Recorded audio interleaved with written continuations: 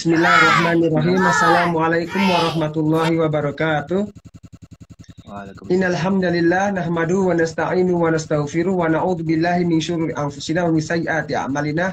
May yahdihillahu fala mudhillalah wa may yudlilhu fala hadiyalah. Asyhadu an la ilaha illallah wa asyhadu anna Muhammadar Rasulullah la nabiyya wa rasulullah ba'da. Amma ba'du. Wallahu ta'ala fil Qur'anil Karim. A'udzu billahi minasyaitonir rajim. Bismillahirrahmanirrahim.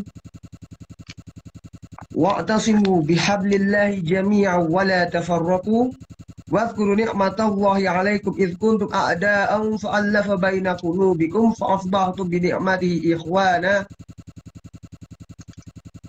Shadaqallahul azim. Alhamdulillahirabbil alamin. Segala puji dan syukur kita curahkan bagi Allah Subhanahu wa taala. Meskipun di Turki ini sedang beralihan ke musim panas dan cuaca yang sangat ekstrim dan sebagian dari kita sedang menghadapi final atau ujian akhir semester, namun masih digerakkan untuk hadir di acara yang mulia ini. Tak lupa juga selamat datang kepada rekan-rekan dari Indonesia atau wilayah lain yang menyempatkan waktunya untuk hadir. Semoga mendapat ilmu yang bermanfaat dan mendapat pahala silaturahim. Amin ya robbal alamin. Sholawat serta salam tak lupa kita curahkan kepada junjungan besar kita Nabi Muhammad Sallallahu Alaihi Wasallam. Atas berkat petunjuk dari Rasulullah Sallallahu Alaihi Wasallam, baik melalui Al-Quran dan hadis-hadis dan serta sunnah-sunnah, kita bisa merasakan nikmatnya iman dan Islam. Saudara-saudara sekalian, sebagaimana yang telah diberi di poster atau mungkin flyer yang disebarkan oleh teman-teman PCM Turki, tema pada hari ini adalah perdamaian dan persaudaraan antar sesama Muslim di era perpecahan dan pertentangan. Kalau saya menambahkan sedikit, disrupsi dan titik dua mungkinkah gitu. Kita mengawali dengan tentunya dasar dalil. Yang dalil pertama tentu saja sudah saya bacakan di Muqaddimah, yaitu surat Al-Baqarah ayat 103. Saya bacakan tafsirnya dari tafsir Al-Azhar karya Buya Hamka. Kita mulai dari penggalan pertama tersebut. Wa'tasimu bihablillahi jami'an wa la tafarraqu. Kata wa'tasimu di sini bermakna umat muslim itu pada hakikatnya berpegangan kepada tali yang satu. Nah, tali yang satu itu apa? Yaitu tauhid atau keesaan Allah. Artinya, kalau kita sudah mengucapkan asyhadu alla ilaha illallah wa asyhadu anna Muhammadar Rasulullah, yang dimana ada kalimat tauhid atau la ilaha illallah, artinya kita sudah terikat dalam persatuan sesama umat Islam secara otomatis. Namun ada perintah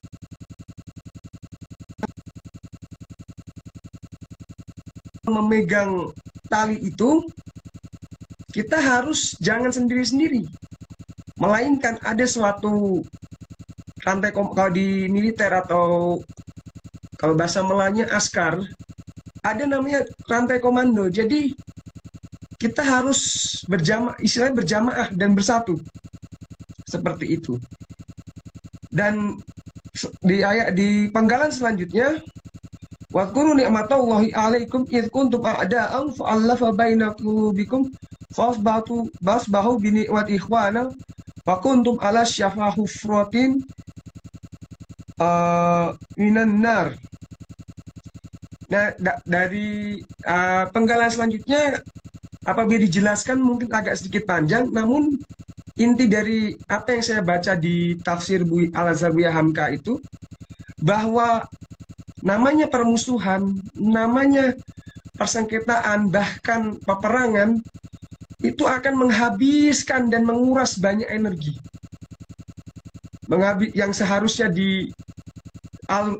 disalurkan ke hal-hal yang positif, akhirnya habis hanya untuk berdebat, menghina, merundung atau membuli dan lain sebagainya, atau bahkan bertarung menumpahkan nyawa. Sampai-sampai mungkin di akhir ada kalimat yang bernama wa kuntum ala syafa hufratin minan nar. Sampai-sampai akibat dari permusuhan itu kalian benar-benar berada di tepi jurang, sedikit lagi masuk neraka.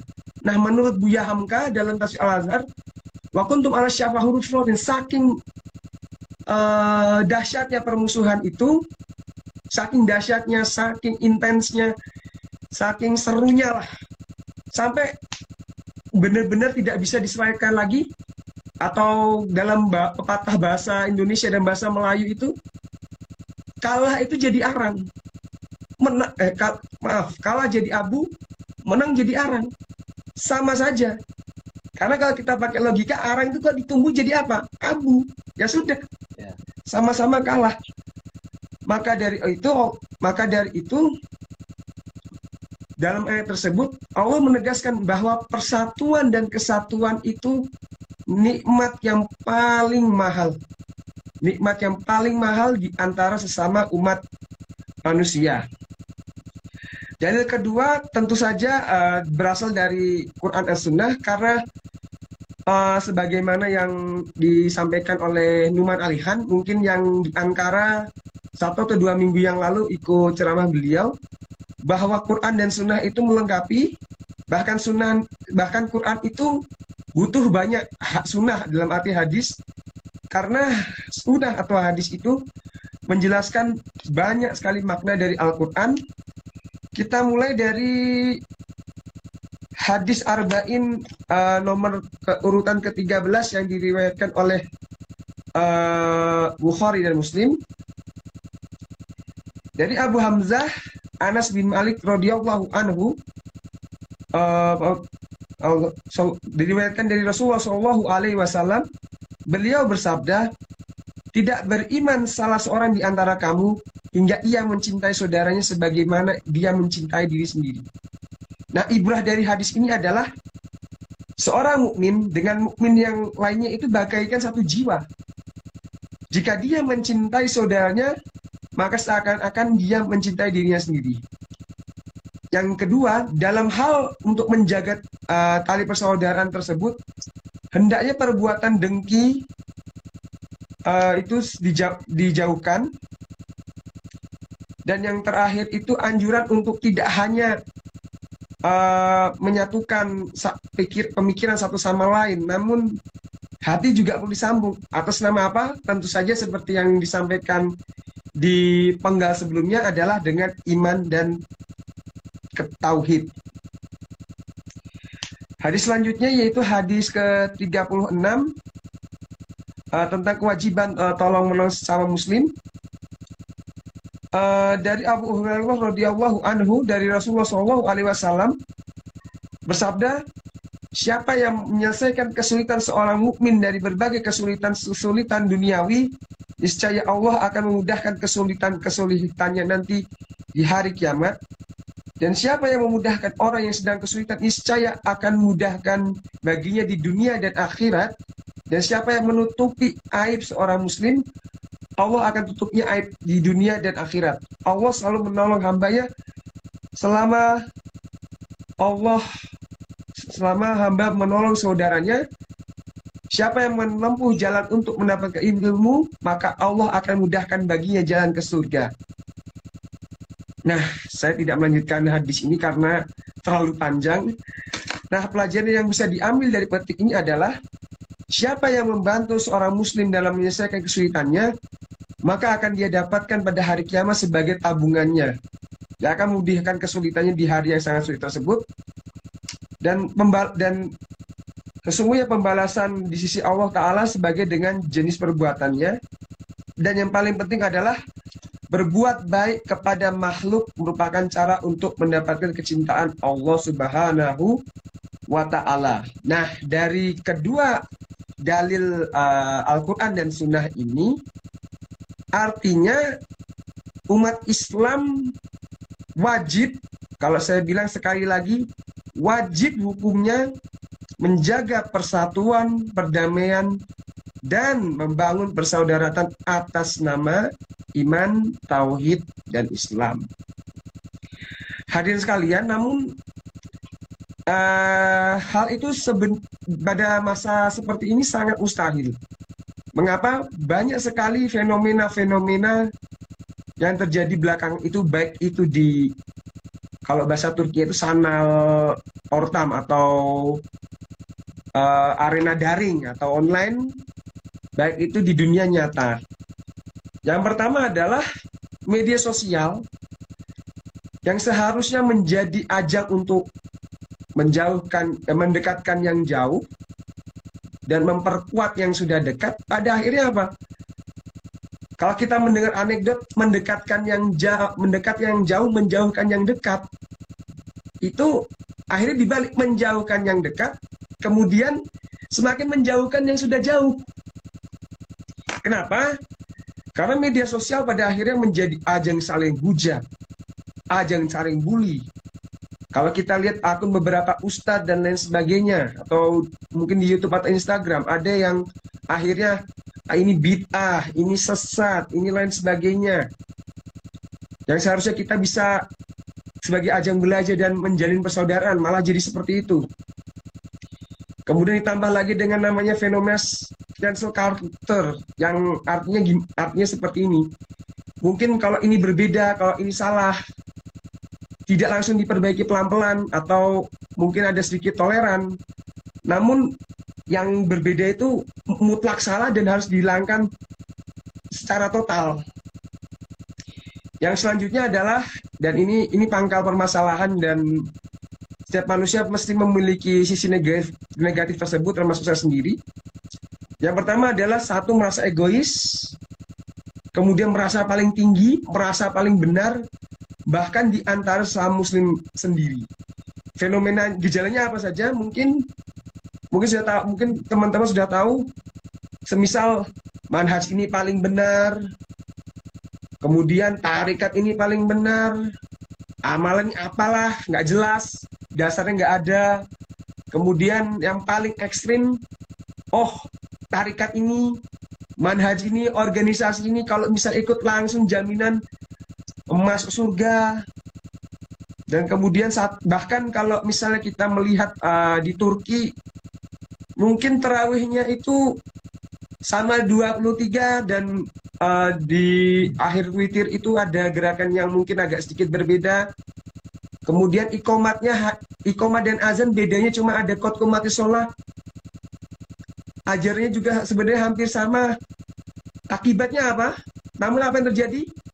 Oh, tarikat ini salah. Oh, tarikat ini salah. Oh, tarikat ini salah. Oh, tarikat ini salah. Kemudian, oh, ajaran tarikat ini nggak benar. Yang ajaran kami yang paling benar. Padahal kenyataannya sebenarnya, kalau tidak yang diajarkan sama, kadang di antara tarikat-tarikat itu saling berebut untuk mendapatkan kepentingan mereka sendiri. Dan penyebab utama adalah, yang pertama adalah mungkin terlalu prasangka berlebihan. Oh, semisal prasangka berlebihan, oh ini kok beda kok, ini berbeda tapi kok ini nggak sama. Dan kalau nggak sama itu, oh kita yang paling benar dan lain sebagainya. Dan yang lebih parah lagi itu tidak mau mendengar dan melihat, bahkan istilahnya mendekatilah. Nah, bentuk paling parah atau bentuk paling akut daripada egoisnya adalah akhirnya apa? Diskriminasi, terutama atas nama ras, kulit, etnis, kemudian golongan dan kelompok. Mungkin selama 2 tahun ini, dalam arti selama pandemi, mungkin kita sering mendengar apa namanya itu rasisme, di mana misal orang dari Asia atau dari mana itu langsung, oh ini bawa virus nih, oh ini bawa virus nih, langsung pergi lain sebagainya. Oh ini bawa penyakit gini-gini lain sebagainya. Kemudian yang paling parah lagi itu pengucilan. Semisal, oh kamu bukan kelompok saya, ya udah kamu nggak usah temenan sama saya, seperti ini, seperti ini. Oh kamu pilihannya ini, ya sudah, ini salah, Bapak Poli, kamu salah, kamu keliru dan lain sebagainya. Dan yang paling parah lagi adalah primordialisme sempit. Yang selanjutnya dan sering terjadi ini, misal kurangnya atau hilangnya toleransi dan perbedaan yang sifatnya cabang. Seperti yang saya singgung, fikihnya sama, mazhabnya sama. Tapi karena berbeda mungkin metode dan lain sebagainya, ribut satu sama lain. Mungkin yang lebih parah lagi beda pilihan atau terjih lah bahasa Turkinya itu. Nanti ribut sama lain, gontok sama lain. Saring serang di surat kabar, YouTube, dan media sosial. Tidak kalah membahayakan lagi itu malas tabayun dan mudah termakan kabar burung. Ini sudah banyak terjadi, saya tidak menjelaskan secara detail ya. Dan kalau kita berpikir-pikir lagi, banyak kejadian yang berawal dari kabar burung, tidak mau dikonfirmasi, akhirnya ribut. Dan yang terakhir yang tidak kalah berbahaya itu adalah penindasan dan eksploitasi, di mana yang terjadi di sini, yang kuat, yang punya kedudukan, dia menekan yang lemah, menindas yang lemah, yang punya kuasa menekan yang di bawah, dan yang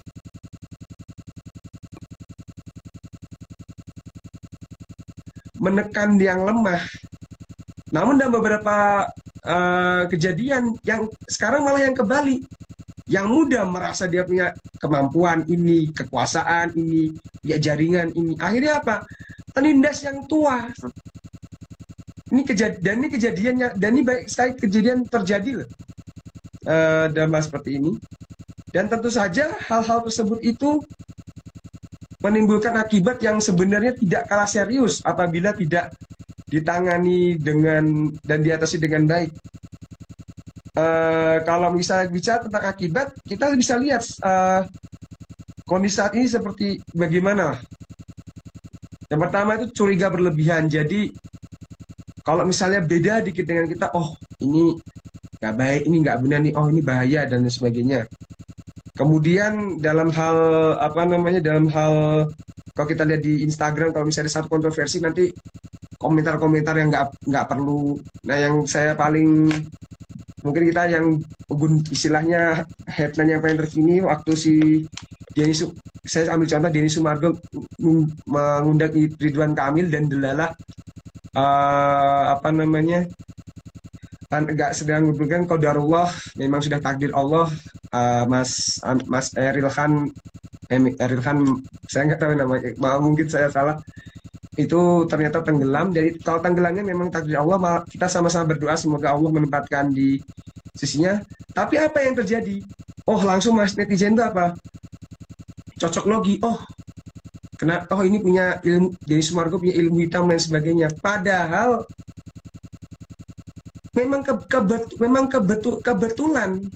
Tetapi masyarakat Indonesia itu akhirnya karena sudah jahil, mohon maaf, jahil itu bodoh, dalam hal agama masih kurang dan mohon maaf bodoh. Kemudian percaya dengan namanya kabar burung. Akibatnya apa? Akhirnya mengeluarkan komentar-komentar tidak perlu, sumpah serapah yang tidak perlu, dan itu di media sosial. Sehingga jarang kita tuh mendengar namanya keyboard warrior. Jadi berani cuma keluar di sosial media, di YouTube, berani di YouTube dan sebagainya dengan komentar yang tajam. Tapi begitu kita sungguh-sungguh, oh ya istilahnya malu-malu kucing atau jadi lembek gitulah. Dan yang paling parah itu adalah saling menyalahkan. Dan saling menyalahkan itu banyaklah terjadi. Saya tidak bisa menjelaskan begitu detail. Mungkin teman-teman banyak bisa menyaksikan lah bagaimana kelakuan politisi-politisi, kemudian buzzer-buzzer di media sosial. Kurang lebih seperti itu. Nah, kalau sudah akut itu istilah susah benar-benar diselesaikan lah. Nah, contoh yang paling terasa sampai dengan sekarang ini adalah 2014, fenomena pemilu 2014, dilanjutkan pilkada DKI 2016, lanjut lagi di 2019, di mana perbedaan politik, perbedaan pemikiran dan sebagainya akhirnya menimbulkan seperti seolah-olah kita itu mau ada perang sipil atau perang saudara di antara kita. Bahkan kalau saya bilang ini kok seperti kayak mau dunia itu mau kiamat saja. Padahal tidak seperti itu. Dan pada kenyataannya kalau kita lihat mungkin beberapa jam yang lalu itu Formula E itu. Kelompok-kelompok yang dikatakan cebong atau apa namanya atau cebong atau kampret itu. Nyatanya sama-sama nonton balapan, nonton Formula E. Seneng semuanya. Tapi apa yang dibawa tuh ngapain? Setiap hari kalau lihat kita baca YouTube ada dari tokoh ini kena, dari tokoh ini kena. Komennya isinya sumpah serapah semua. Isinya mencela dan kalau misalnya diteruskan terus itu akhirnya apa? Polarisasi masyarakat. Dan ini terjadi di mana-mana. Mungkin kalau contoh yang paling selain cebong kampret itu mungkin kalau di istilahnya ustadz-ustadz di pengajian-pengajian itu bid'ah sesuai sunnah atau sunnah nggak sunnah. Nah kalau misalnya dengan konteks di Turki atau lain sebagainya akhirnya apa? Orang Turki, orang asing. Kemudian pengungsi Suriah, pengungsi Turki, orang lokal. Dan polarisasi tersebut itu kalau misalnya tidak ditangani dengan baik akhirnya akan memperburuk suasana. Bahkan dalam beberapa kasus yang semisal orang Suriah berbuat ini langsung perusakan dan lain sebagainya. Kalau bisa tidak ditangani dengan baik ya mungkin akan menjadi gerakan yang istilahnya situasi yang tidak diinginkan. Dan yang lebih parah lagi adalah cancel culture, di mana harusnya kita itu dari ketimbang menyalahkan atau istilahnya menghilangkan pendapat yang salah itu, berilah ruang untuk mendengar dan lain sebagainya. Namun dengan ini nggak baik, ini sepenuhnya nggak bagus dan lain sebagainya harus dihilangkan benar-benar. Artinya ruang untuk bermusyawarah, ruang untuk bermufakat, saling mendengar, saling ketemu, saling berbicara itu mati. Dan masalah utama yang terkena cancel culture itu adalah anak-anak muda. Dan saudara-saudara sekalian, sebagaimana setiap penyakit itu pasti ada obatnya, sebagaimana Allah Subhanahu wa taala berfirman, fa idza maritum fa huwa yashfih. Apabila saya sakit, maka dia akan menyembuhkan. Demikian pula permasalahan ini. Insya Allah dan insya Allah ada solusinya. Selama apa? Selama kita mau menjalankan itu secara sepenuh hati, ikhlas, dan hanya mendapatkan ridho dari Allah Subhanahu wa taala. Yang pertama, solusinya, yang pertama saya mulai dari pendiri gerakan kita, pendiri persyarikatan kita, yakni almarhum Kiai Haji Ahmad Dahlan. Ada dua langkah yang dilakukan oleh Kiai Haji Ahmad Dahlan yang bisa menjadi pedoman kita dalam mengatasi disrupsi, permusuhan, dan pertentangan yang semakin hebat di masa-masa ini. Yang pertama adalah karena Kiai Haji Ahmad Dahlan ini adalah orang yang tidak banyak berbicara, tidak banyak berdalil, namun langsung melaksanakan. Yang pertama adalah pelajaran agama tiap hari Jumat dan Ahad, dan pesertanya itu siapa saja boleh ikut tanpa memandang itu orang Eropa, orang priai, atau orang abangan, atau orang santri, untuk meningkatkan pemahaman terhadap ajaran agama Islam. Nah, yang dipetik dari sini adalah bagaimana Kiai Haji Ahmad Dahlan itu berusaha mengedepankan kesetaraan dan pemberian kesempatan yang sama untuk mendapatkan pemahaman yang benar atas agama Islam. Kemudian yang kedua adalah memberikan banyak ruang temu dan bicara kepada siapapun, walaupun orang tersebut itu atau entitas tersebut itu memiliki perbedaan pemikiran dan dakwah dengan Muhammadiyah. Kalau kita baca buku Dua Menyemai Damai karya Muhammad Najib Aska et al itu dengan kawan-kawan ya. Kalau misalnya teman-teman yang menulis itu pasti yang sering menulis itu pasti paham. Di mana pada masa-masa awal berdirinya Muhammadiyah kemudian dilanjutkan oleh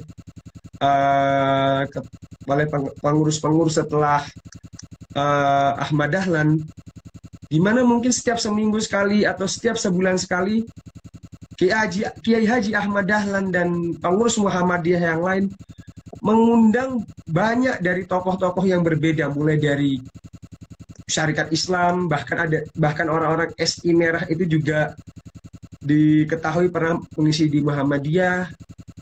Kemudian kalau bisa kita sedikit membaca, mungkin pernah mengadvokasi gerakan Ahmadiyah.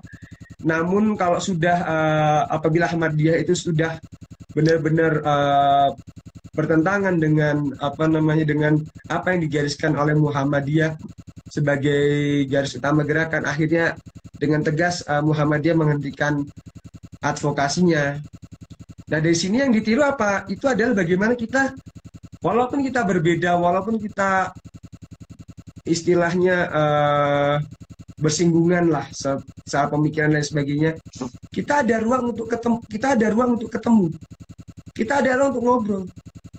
Atau kok di Turki itu mungkin terkenal, kita ada ruang untuk bahkan ya ngecai lah atau ngeteh bareng sambil ngobrol sambil itu, atau mungkin sambil, kalau misalnya di Turki itu ada namanya main tafla atau apa itu, semacam catur tradisional Turki. Ruang-ruang itulah yang sebenarnya diperlukan untuk apa? Untuk mempersatukan entah itu sesama warga sesama masyarakat atau sesama warga negara. Lebih seperti itu.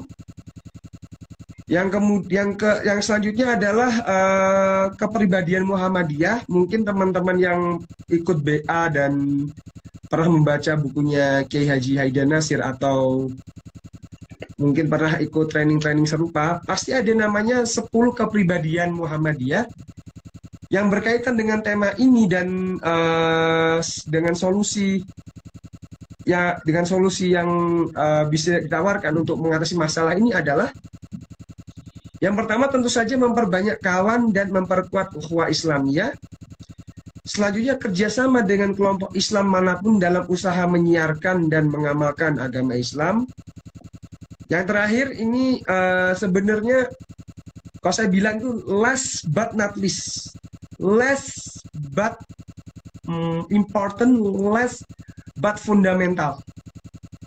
Kalau misalnya bahasa kerennya, ini terakhir tapi paling akhir, terakhir tapi yang paling utama, paling penting, dan ayo kita sama-sama berusaha untuk menerapkan mulai dari diri sendiri, perlahan-lahan dan bertahap. Lapang dada, luas pandangan, namun satu hal, tetap memegang teguh ajaran Islam. Dalam arti kita boleh saja luas pikiran, namun tidak lupa fondasi keimanan kita seperti apa, fondasi akidah kita itu apa. Nah, lebih seperti itu. Mungkin dari beberapa komentar sudah ada